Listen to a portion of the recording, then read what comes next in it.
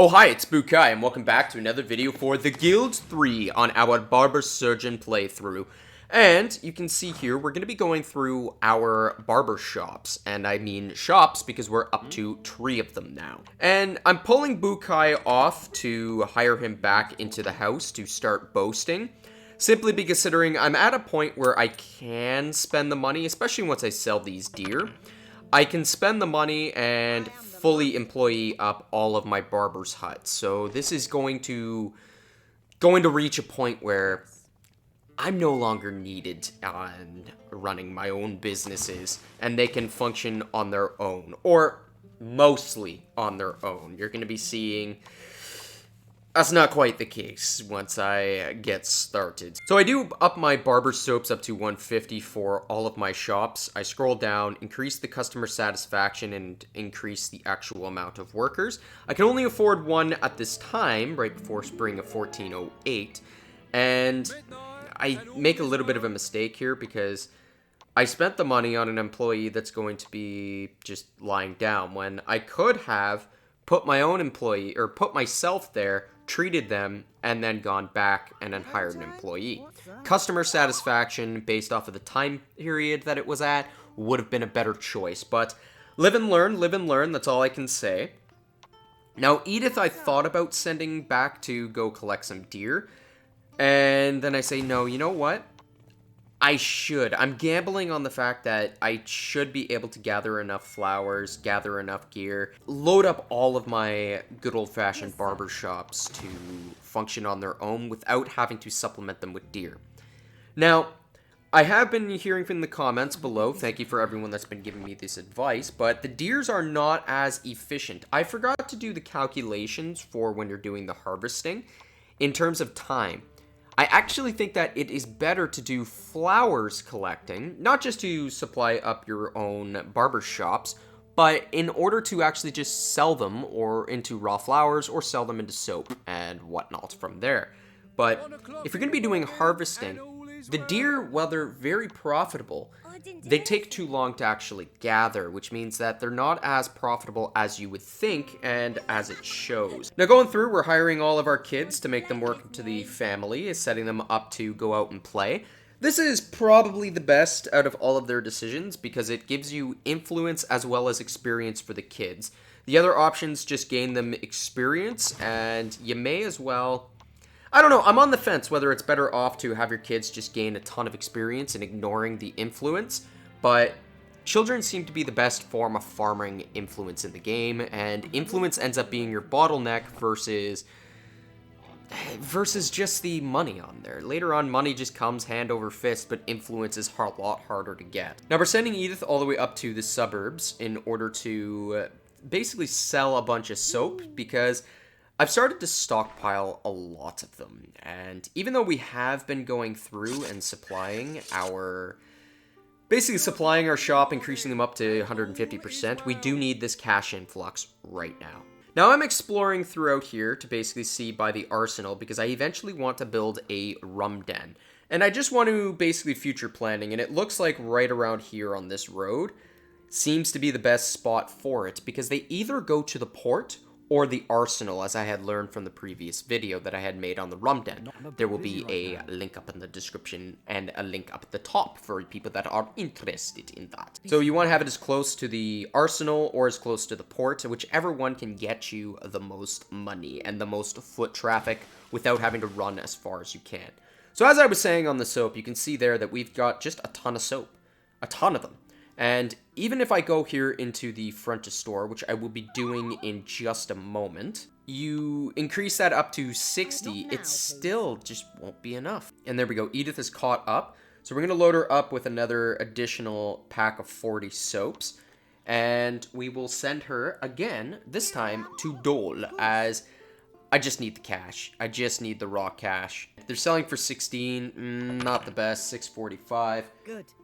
Yeah, I could have gotten a much better return of investment on there. And this time I do decide, once I take it, I go, okay, where's the best spot to send her? Let's just send her all the way up to Gray and sell them there. As 16 compared to 23 or 21, That's a lot. 16 compared to 21 is a huge amount, considering that difference is then multiplied by 40, which doesn't sound like a lot, but it multiplies by a ton. Now that everyone's back to work, you can see here that I'm now doing, as I had said before, upping the barbershop front to store up to 60. Because I can keep this supplied with a huge ton of soap, it is about time that I set up my storage rules, hire a transporter, so that way the transporter can then just basically do the job as Edith is currently doing. And each one of my shops can store up to 60 of them to serve a good backlog of customers. I can keep 60 of them inside of the shop, and then from there, the shop basically just can automate and run on its own with very little effort. I will miss out on some sales as people go back to collect flowers. This is just an unfortunate reality, and there's not much that you can do there. I do wish that the game would allow me to set my employees to just work on the customers. If you know how to set that up, if you wouldn't mind letting me know in the comments below, because that would be really, really helpful for this game. So you can see there that I've only got one employee working on the customers, and there's only a backlog of 2, so it's not too bad that I need to pull people off. And the other guys, I've got a full house. So I decided to pull Celine off. The reason for pulling Celine off is because considering I have some of the other flowers. I don't need to keep this one implemented. Arnold has leveled up, which is a big thing, and you can see there that he was humiliated by the parents because, yep, we have given the heirship to the blessed child that had shown up before. Yeah, just Here I am. effective eugenics, my friend. This is aristocracy. You want to succeed, it all goes to one. And the others need to earn it themselves. And unfortunately, the eugenics said he was better than you. And there we go. See, 16 compared to, it's a difference of 300. Now, on foot, that's not much. But when I'm selling from here, I don't think enough time has actually lapsed for the market to actually flick over and respond to the changes in price. And there we go. We now have Leon has leveled up. And going back to the market of gray, you can see there that the market has not changed in price. So we're going to do it again until the market eventually catches up to us. And we are going to level up to a resident. This allows us to continue going along and bribing the official. Bribing the official isn't useful yet.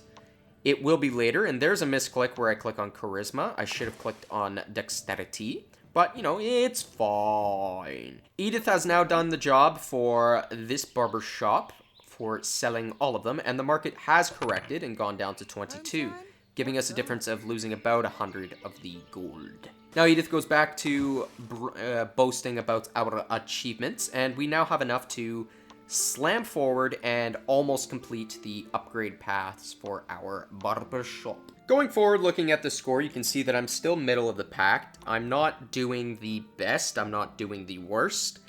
I could be much better, but we're at a point where we're almost done with all of our investments, and you'll start to see me slowly pick up as the barbershops pick up. The barbershops are not the most profitable early game strategy.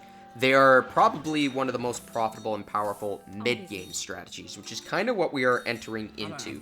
Mid-game is when we enter into the citizenship stage and we enter into the actual city. So we are almost at that point, but not quite. We're still at a point where we are basically bankrupt and running by the skin of our teeth. Something goes wrong, we can lose everything. But, you know, this is an RTS. You gotta play it like an RTS. If you're banking cash, you are not doing hot in this game unless you are trying to bank it for a specific purpose. As always in RTSs, you want to be spending the money as it comes in to be the most efficient, while still having a little bit of a flux and a little bit of a cash to be able to handle the good old-fashioned wages that start taking out, or basically acts of war that happen, or acts of God. So it's not like you want to be continuously having zero resources like this is Age of Empires. You want to have a little bit of cash, but not that you are flowing. And if you guys are enjoying this video so far, please don't hesitate to give it a like and a subscribe. Only about 5% of you guys watching this are subscribed, and I would love to see more of you down there below and joining our lovely community. So a lot of the employees are starting to level up, and I'm hammering up charisma, or not charisma, I'm hammering up dexterity to make them more efficient at their job. I really should fire Allard, because he's not really that great in stats-wise, and he's costing me more money because he's a level 2 employee. I should probably just get rid of him and try and hope to get a better stat character. My kid of Sylvester is...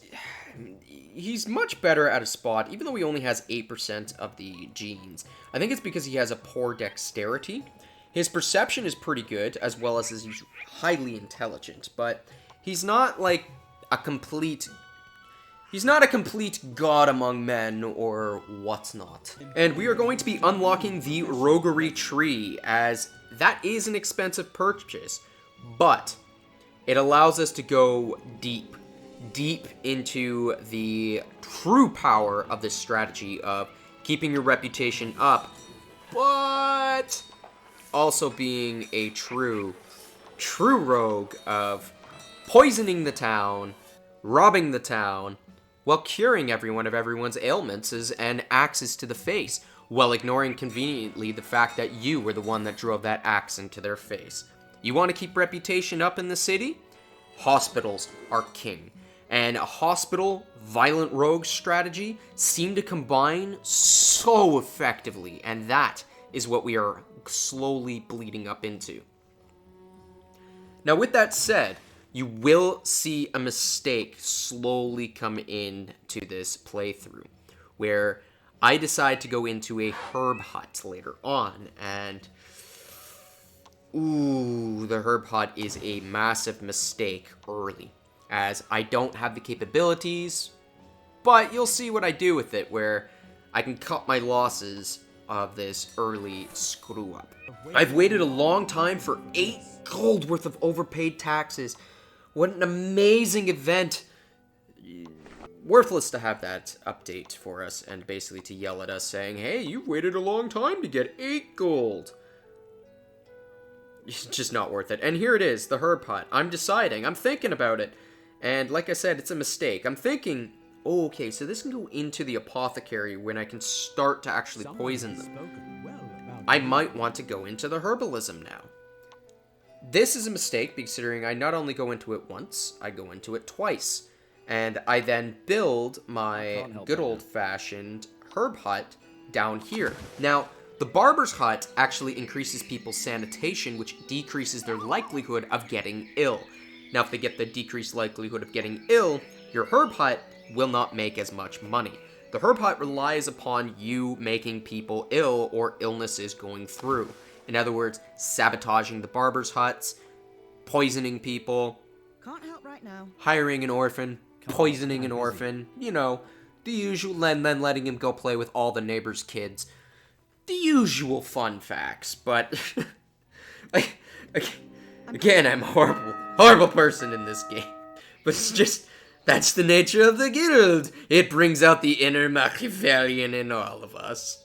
And here it is, I go back and refix all of my barber's huts to make sure that they are keeping 60 into the front of the store, keeping 60 in the storage. And very shortly, I'm going to be starting to hire the actual... hiring my good old-fashioned supply chains. Or transporters, whatever they're called. But first things first, we got to keep the buildings repaired so nobody thinks that they're in ill repair and easier to break into and whatnot. Someone is laughing at me. Well, fine then. I'm not going to forget that. Now, I'm looking towards the Guild of the Alchemists, and it's weird how I've got to be more diplomatic, even though I end up being more aggressive, but it's hard, because you got to stay diplomatic in order to even be the good old-fashioned Guild of the Thieves. There's gotta be an evil alchemist to be able to get into the guild. We're gonna run into Dole, and here we are, selling these soaps, and 12. Ooh, I just needed that cash injection, but that was a really bad idea, and I knew that immediately after selling them. That was a loss of money, especially a loss of time. So I decided to go in and upgrade my Barber 2 once I get enough of the cash. There's not really much of a point to going into Barbers 2 from what I found for this strategy. It's a bit of a waste of money, in my opinion, but I do it. It doesn't give me more employee slots. It doesn't give me anything additional. The barber shop can just basically skip that. So somebody is extorting protection money from me, and I'm not liking that they're going to keep coming in, as that's bleeding some of my money dry. It ain't much, but it still adds up, and adds up fast. And we are slowly seeing the customers in each of our businesses. We can now hire Christine to come into the workshop, and it's 72% efficiency. Not doing too efficient. And the Bukaya's made it down to the shop, and 20 compared to 12 is a huge chunk of difference. It's literally double when it comes in, as your bargaining skill gives me a bonus. But it is almost enough. I have to go down to Shalon to buy a horse. Instead, I send him back down to Let's Splash, and just shake my head at how close we were. And it doesn't take long, like we're already up to 1600. I could have just waited a couple extra seconds and just gotten my horse, but it's fine, as we do still have the nice steady flow of customers. It's not like we have a massive line. It's only a couple, which means that we can keep gathering flowers, keep gathering the resources, keep making the soaps, keep going over. What I really should do, or try to make this thing automated, is send one of my guys to, or send my transporter to buy some flowers, and send one of my workers to make the other flower, or one of them to gather, while all the others just make soap. And that's it. I want to see if that is enough to keep the actual train supplied. I'm not 100% sure. It does mean that you lose one worker as you sit at 3 to actually do the production, but it's fine. We would have to test it. If anybody has tested this to make the barbershop even more efficient, please let me know in the comments below. And here we now decide to start hiring the transporters, which are going to adhere to the storage rules. We're going to go into the storage and allow him to sell the actual barber soaps. Now, how you keep it is you make sure that the min storage stays at 60 for each of your businesses. This is huge. And you saw there that one of them said 5. That is a mistake, and I have to increase that up to 60. And I do it right there, and I then shoot by each of my businesses, and I realize this is probably the best way. I don't have to keep pulling Bukai off or Edith off to go and back to basically just sell and act as a transporter. I can now keep them keeping my efficiency up and running and have them go out and just make me a ton of cash. And we are at an operational loss, a huge operational loss as we start, despite the fact that we're sitting at 1302 profit. That's just 1302 from our starting capital. And even worse, I did buy Barbers 2 as I had stated. And I did it right at a time where you didn't even see my money change, because I had just one of my transporters go in and sell to make a decent chunk of money. So it was basically free, but not. A member of my family is ill. Leon, what happened to you? You've got influenza. Yeah, I need to cure that, and cure that fast. I need to, where is it? Get poison cured. No, we're not going to you. We're going to the House of Herbs. And this is why I think of actually going into the apothecary and building my herb hut, is simply because, if my guys are getting ill, there's clearly a flu that keeps going around inside of this playthrough. I'm getting ill, other people are getting ill. It might be time to try and get ill. And I'm just shooting around town to try to see if there is any real herb hut in this area, or somebody is competing with me. And I do decide it's time. Heal with flowers, we're going to dump it right here on this footpath because it is a nice traffic location. Takes me a bit before I decide to actually prop it down, but there we go. 1250 down, 843, not the best cash flow, and not the best timing, and not the best building to actually build, because you're going to see this building makes no profit. None. And the main reason why it doesn't really make profit is considering I dump money into it to upgrade, and I dump money into it to set it up as a service industry in the healthiest of towns. This is just dumb. Now I go through and I want to see what I need because I've never actually done the herb hut, and it looks like building the bandages is one of the best ways to get up and running. I could try and make for profit the shadow daggers, as that seems to be a good way to make a little bit of cash. Oh, I'm a visionary. I see more angels. It's definitely not psychosis, people. Definitely. I was chosen by the heavens. Say my name when you pray. So you can see here that I'm going to pump up my 150%, change my herb bandages to 60, go down to the storage and make sure that we can keep this thing supplied. My workers are going to be gathering up the herbs, gathering up the flowers, and these services are set to attending of 2. I can only really cure certain ailments with the actual herb hut. Unfortunately, it's a flu going around, and I can't cure flu with a bandage.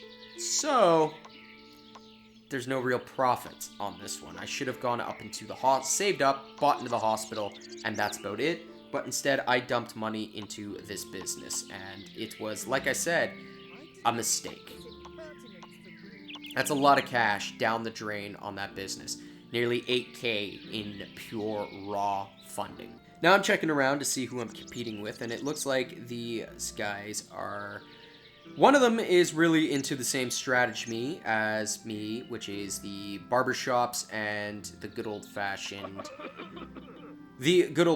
herb huts. Yes. I'm probably going to want to go into a fight with them later, but here I'm looking at what I can do with my businesses, and I'm like, oh, look, I can just sell them my herb hut that I just built. It's 21K for their showtime, and just take all of these guys' money. I should have done it. Should have done it.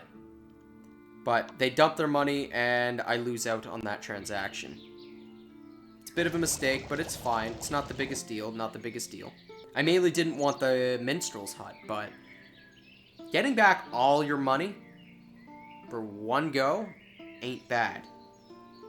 But at this point, I hadn't yet realized that my herb hut strategy doesn't really go well with my barber's hut strategy.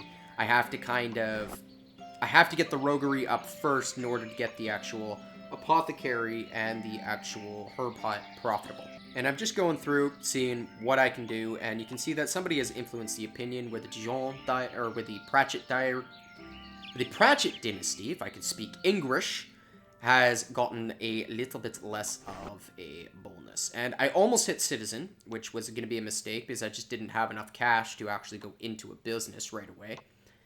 And I'm deciding, considering I need to go to medicine or I need to go to apothecary, and I need to be able to get this cash flow up and running. And I dump more money into the herb hut, which is just even more of a mistake. But I do start upping my productivity in most of my buildings, including my cottage, because cottage ain't running the best, ain't running the most profitable. Better productivity is, the better herbs that they can gather, and the faster we can get through the customers, the faster we can get the money.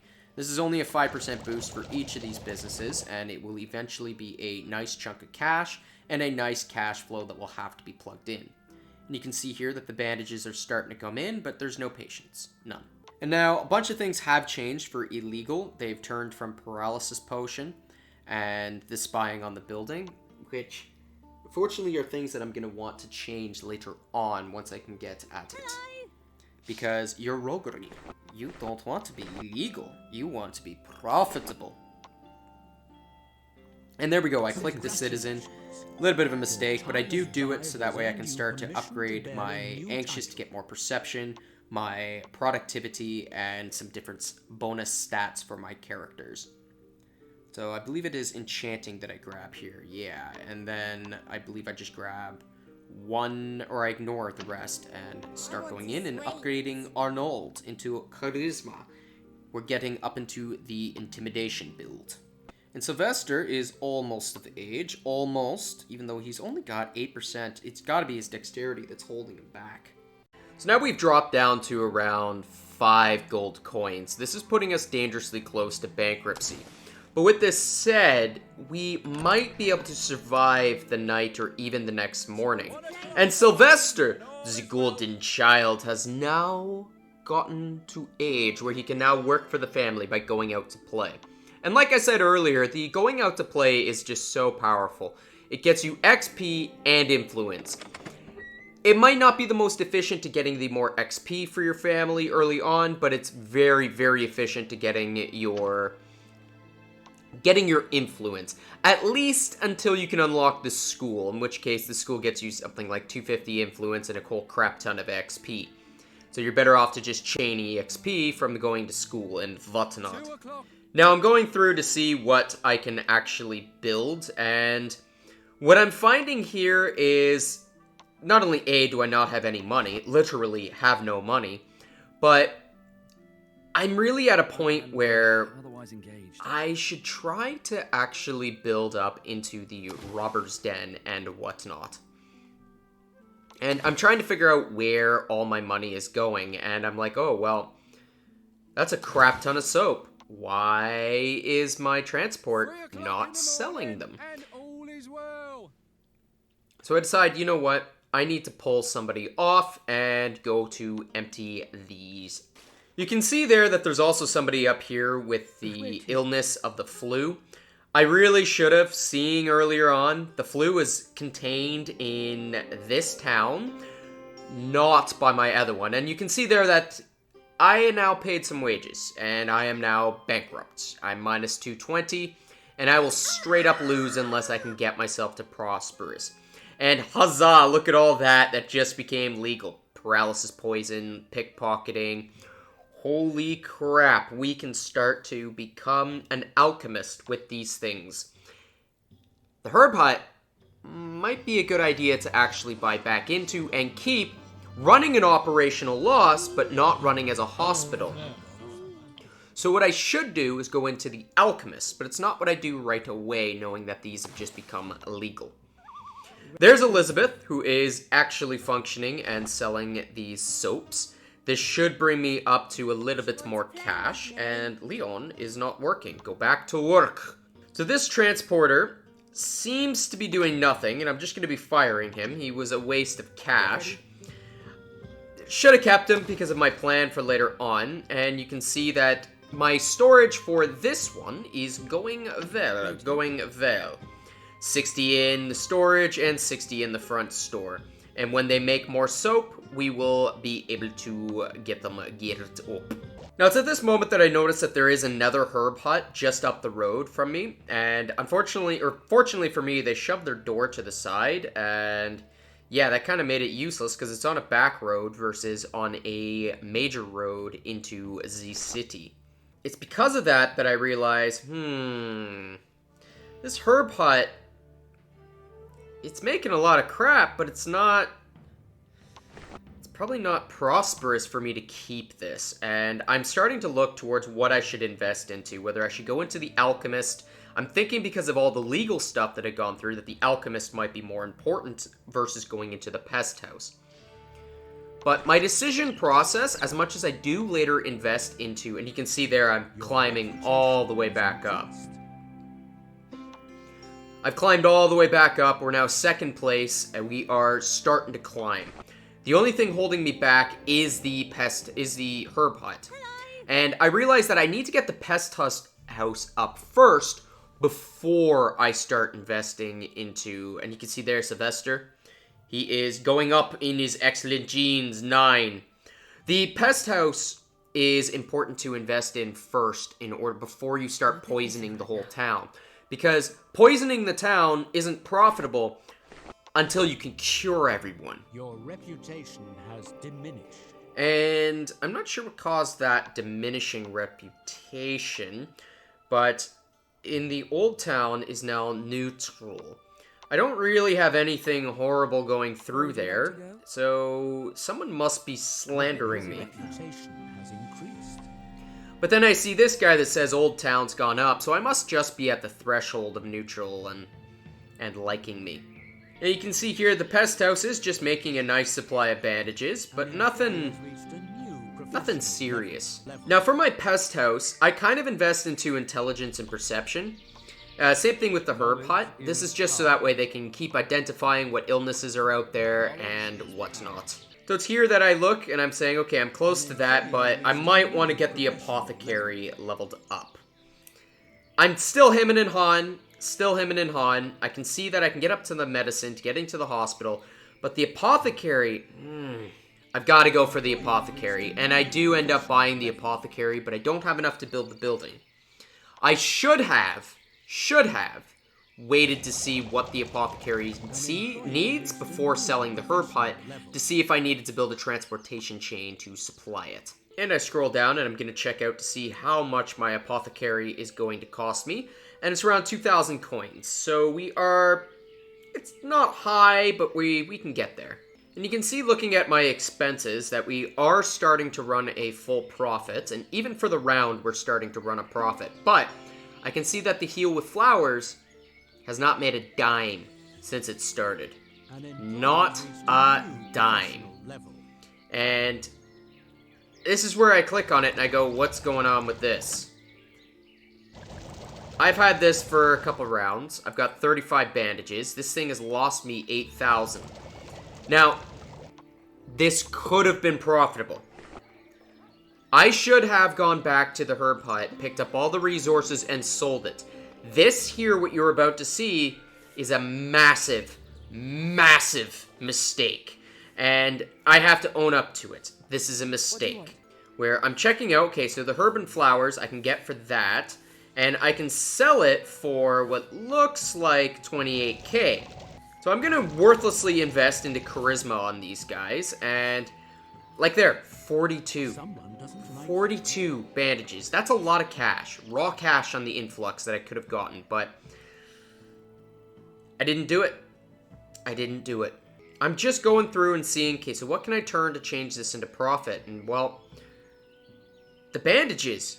Sell your bandages. You will see profit if you sell those bandages. But you don't. And because you're holding 60 in there, you don't have enough supply to even meet the demand of people. It's a mistake. It's a mistake. It's 53 bandages. Look at that. And it just goes up. So it's here that I look towards my alliances, and I decide to start to sell my herb hut. Like I said, I take all their money, I take all their gold, I take an alliance, but this is a mistake. I should have sold those bandages first, because I just gave them back all of that cash that they had just given me. Massive, massive mistake. But live and learn, live and learn. Like, even when I buy Golden Virtue, it's not profitable, or at least right away.